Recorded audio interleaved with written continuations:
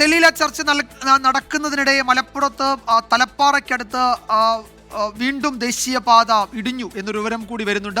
വലിയ പറമ്പിൽ അഴുക്കുചാൽ കടന്നു പോകുന്ന ഭാഗത്താണ് ഈ പ്രധാന റോഡ് ഇടിഞ്ഞു താഴുന്നത്. ആ ദൃശ്യങ്ങളാണ് പ്രേക്ഷകർ കാണുന്നത്. സമീർ ബിൻ കരീം വിവരങ്ങൾ നൽകും മലപ്പുറത്തുനിന്ന്. സമീർ, എന്താണ് അവിടെ സംഭവിച്ചത്? അത് നമ്മൾ നേരത്തെ കുരിയാടൊക്കെ സംഭവിച്ചതിന് സമാനമായ അവസ്ഥയിലേക്ക് പോകുമെന്ന ആശങ്ക നാട്ടുകാർക്കുണ്ടോ?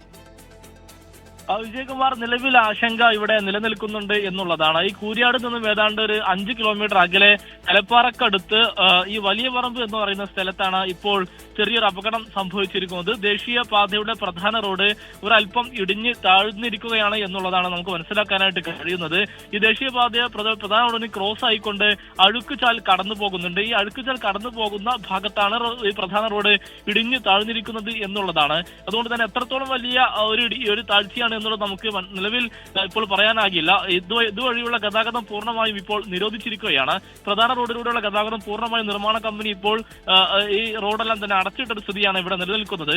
ഈ സർവീസ് റോഡിലൂടെ മാത്രമാണ് ഗതാഗതം ഇപ്പോൾ ഇത് ഏത് നിർമ്മാണ കമ്പനിയാണ് സമീർ? ഈ മേഖലയിലെ നിർമ്മാണത്തിന്റെ ചുമതല ഏത് കരാർ കമ്പനിക്കാണ്?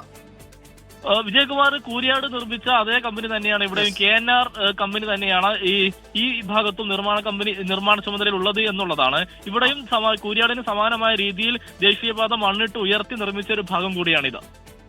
യെസ്, ഈ ദൃശ്യങ്ങൾ വലിയ പറമ്പ്, മലപ്പുറത്ത് തലപ്പാറയ്ക്കടുത്ത് വലിയ പറമ്പിൽ നിന്നുള്ളതാണ്. അവിടെയും പ്രധാന റോഡ് ഇടിഞ്ഞു താഴ്ന്നിട്ടുണ്ട്. ഒരു അഴുക്കുചാൽ കടന്നു പോകുന്ന ഭാഗത്താണ് ആ പ്രശ്നമുള്ളത്.